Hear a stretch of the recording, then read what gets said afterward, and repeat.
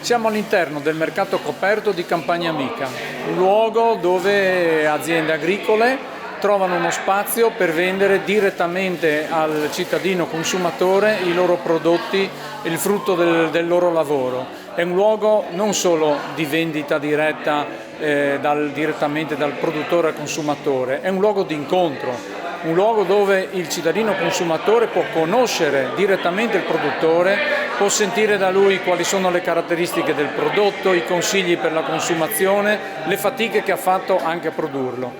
È un luogo dove si trova il cibo giusto al prezzo giusto, ma non è solo un luogo di commercio, è un luogo dove si può fare anche approfondimento e cultura del cibo. Qui organizziamo eventi, incontri, dibattiti,